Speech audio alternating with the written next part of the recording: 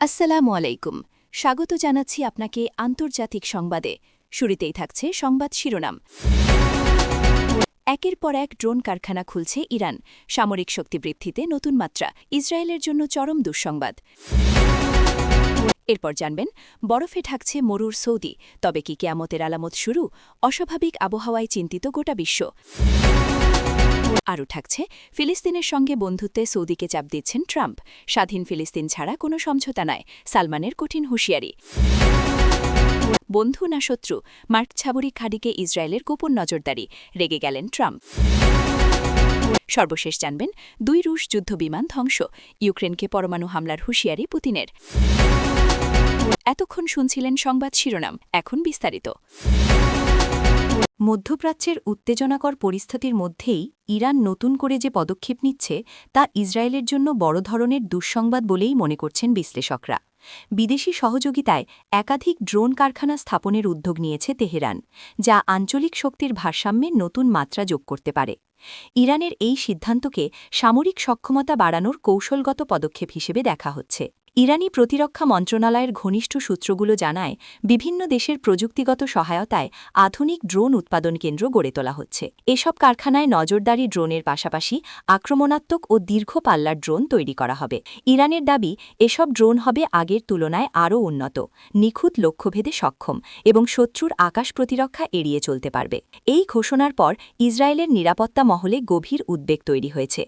Israeli সামরিক বিশ্লেষকদের মতে, ইরানের ড্রোন সক্ষমতা যদি বহুগুণে বেড়ে যায়, তবে তা সরাসরি ইসরায়েলের নিরাপত্তার জন্য বড় হুমকি হয়ে দাঁড়াবে।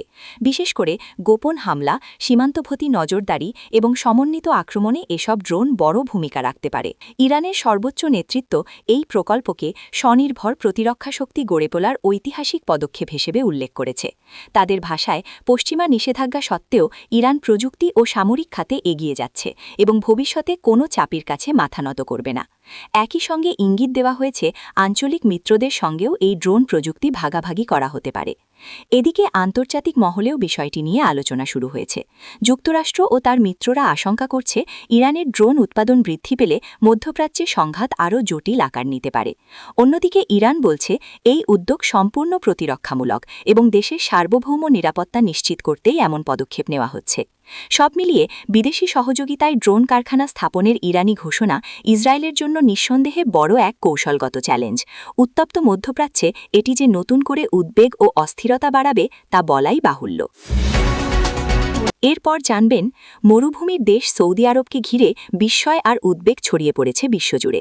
চরম গরমের জন্য পরিচিত এই দেশে হঠাৎ করেই দেখা মিলছে তুষারপাত ও বরফে ঢাকা পাহাড় মরুভূমির।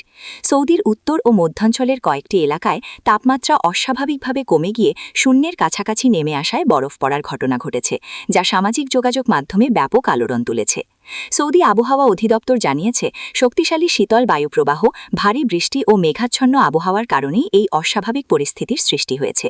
কোথাও কোথাও বালিয়াড়ি ও পাহাড়ের চূড়া সাদা বরফে ঢেকে গেছে। এমন দৃশ্য আগে খুব কমই দেখা গেছে বলে জানিয়েছেন স্থানীয় বাসিন্দারা। এই ঘটনার পর ধর্মীয় মহলে নতুন করে আলোচনা শুরু হয়েছে। অনেকে একে কেয়ামতের আলামতের সঙ্গে মিলিয়ে দেখছেন। হাদিসে বর্ণিত রয়েছে, একসময় আরবের ভূমি সবুজ ও নদীনালায় ভরে উঠবে।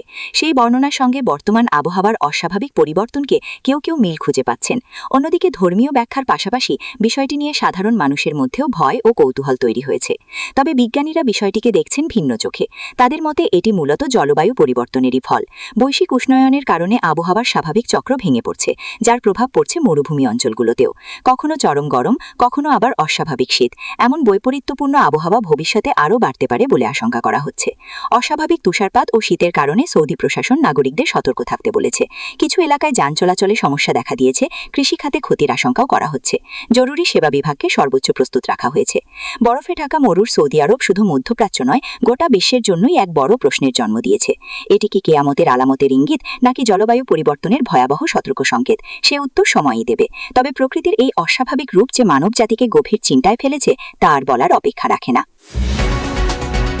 এরপর জানবেন মধ্যপ্রাচ্যের রাজনীতিতে আবারও উত্তেজনা ছড়িয়েছে যুক্তরাষ্ট্র ও সৌদি আরবকে ঘিরে। ফিলিস্তিন ইস্যুতে সৌদি আরবের অবস্থান বদলাতে চাপ দিচ্ছেন সাবেক মার্কিন প্রেসিডেন্ট ডোনাল্ড ট্রাম্প, এমন দাবি উঠেছে কূটনীতিক মহলে। তবে এই চাপের মুখেও অনড় অবস্থান নিয়েছেন সৌদি যুবরাজ মোহাম্মদ বিন সালমান। স্পষ্ট ভাষায় তিনি জানিয়ে দিয়েছেন, স্বাধীন ফিলিস্তিন রাষ্ট্র প্রতিষ্ঠা ছাড়া ইসরায়েল বা অন্য কারো সঙ্গে বন্ধুত্ব কিংবা কূটনীতিক সম্পর্ক স্বাভাবিক করার প্রশ্নই ওঠে না। আন্তর্জাতিক সূত্রগুলো বলছে, যুক্তরাষ্ট্র চাইছে সৌদি আরব যেন ইসরায়েলের সঙ্গে সম্পর্ক স্বাভাবিক করার পথে এগোয়, যেমনটি আব্রাহাম চুক্তির মাধ্যমে কয়েকটি আরব দেশ করেছে। এই প্রক্রিয়ায় ফিলিস্তিন ইস্যুকে পাশে সরিয়ে রাখার জন্য সৌদির ওপর রাজনৈতিক চাপ বাড়ানো হচ্ছে। ট্রাম্প ঘনিষ্ঠ মহলের দাবি, মধ্যপ্রাচ্যে নতুন জোট গঠনের জন্য সৌদি আরবকে গুরুত্বপূর্ণ ভূমিকায় দেখতে চান তিনি। কিন্তু সৌদি নেতৃত্ব এই প্রস্তাব স্পষ্টভাবেই প্রত্যাখ্যান করেছে। যুবরাজ মোহাম্মদ বিন সালমান একাধিক বৈঠকে বলেছেন, 1967 সালে সীমান্ত অনুযায়ী পূর্ব জেরুজালেমকে রাজধানী করে একটি স্বাধীন ফিলিস্তিন রাষ্ট্র প্রতিষ্ঠা না হলে কোনো ধরনের বন্ধুত্ব কিংবা কূটনীতিক সম্পর্ক সম্ভব নয়। সৌদির এই অবস্থান শুধু রাজনৈতিক নয়, বরং ধর্মীয় ও নৈতিক দায়িত্বের অংশ বলেও মন্তব্য করেছেন তিনি। ফিলিস্তিনের প্রতি সৌদি আরবের এই দৃঢ় সমর্থনে আরব বিশ্বে নতুন করে আশার সঞ্চার হয়েছে। ফিলিস্তিনি নেত্রীরা সৌদির অবস্থানকে স্বাগত জানিয়ে বলেছেন, এটি মুসলিম বিশ্বের ঐক্য ও ন্যায়ের পক্ষে একটি শক্তিবার্তা। অন্যদিকে ইসরায়েল এই বক্তব্যকে নেতিবাচক হিসেবেই দেখছে এবং পরিস্থিতি নিয়ে উদ্বেগ প্রকাশ করছে। বিশ্লেষকদের মতে, সৌদি আরবের এই কঠিন অবস্থান মধ্যপ্রাচ্যের কূটনীতিতে বড় প্রভাব ফেলতে পারে। যুক্তরাষ্ট্রের চাপ সত্ত্বেও যদি সৌদি আরব নিজের নীতিতে অটল থাকে, তবে ভবিষ্যতে ফিলিস্তিন ইস্যু আন্তর্জাতিক রাজনীতির কেন্দ্রে আরও জোরালোভাবে ফিরে আসবে। সব মিলিয়ে ট্রাম্পের চাপ ও সৌদি যুবরাজের কঠিন হুঁশিয়ারিতে স্পষ্ট হয়ে উঠেছে, ফিলিস্তিন প্রশ্নে কোনো আপোস করতে রাজি নয় রিয়াদ। স্বাধীন ফিলিস্তিন রাষ্ট্র ছাড়া বন্ধুত্ব নয়। সৌদি আরবের এই বার্তা এখন গোটা বিশ্বের নজরে। আরও জানবেন, যুক্তরাষ্ট্র ইসরায়েল সম্পর্ক নিয়ে নতুন করে প্রশ্নের জন্ম দিয়েছে এক চাঞ্চল্যকর অভিযোগ।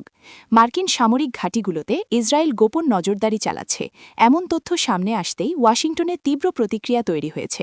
এই ঘটনায় ক্ষুব্ধ প্রতিক্রিয়া জানিয়েছেন সাবেক মার্কিন প্রেসিডেন্ট ডোনাল্ড ট্রাম্পও।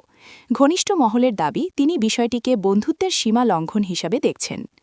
মার্কিন নিরাপত্তা সংস্থার আভ্যন্তরীণ প্রতিবেদনের বারাত দিয়ে আন্তর্জাতিক গণমাধ্যমে বলা হচ্ছে, যুক্তরাষ্ট্রের অ্যাভিক সমবেগশীল সামরিক স্থাপনার আশপাশে সন্দেহজনক ইলেকট্রনিক নজরদারি কার্যক্রম ধরা পড়েছে।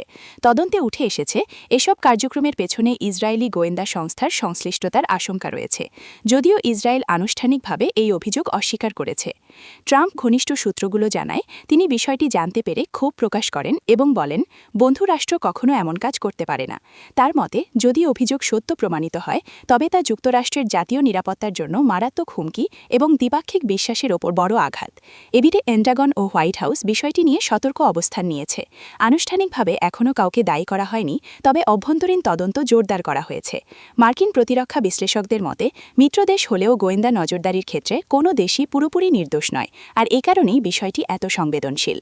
ইসরায়েলের পক্ষ থেকে বলা হয়েছে, তারা যুক্তরাষ্ট্রের নিরাপত্তা ও সার্বভৌমত্বকে সম্মান করে এবং এমন কোনো কার্যক্রমে জড়িত নয় যা দুই দেশের সম্পর্কে ফাটল ধরাতে পারে। তবে অতীতে বিভিন্ন মিত্রদেশের মধ্যে গুপ্তচর বৃত্তি অভিযোগ থাকায় সন্দেহ পুরোপুরি উড়িয়ে দিচ্ছে না বিশ্লেষকরা। মার্কিন সামরিক ঘাঁটিতে ইসরায়েলের গোপন নজরদারির অভিযোগ যুক্তরাষ্ট্র ইসরায়েল সম্পর্কের অন্দরমহলে নতুন করে অস্বস্তি তৈরি করেছে। বন্ধু না শত্রু, এই প্রশ্নই এখন ঘুরপাক খাচ্ছে ওয়াশিংটনের রাজনৈতিক ও নিরাপত্তা মহলে। তদন্তের ফলে বলে দেবে এটি কেবল সন্দেহ নাকি সত্যি এক গভীর কূটনৈতিক সংকেত। সর্বশেষ জানবেন, ইউক্রেন যুদ্ধ আরও ভয়াবহ মোড় নিতে পারে এমন আশঙ্কাই জোরালো হচ্ছে আন্তর্জাতিক মহলে।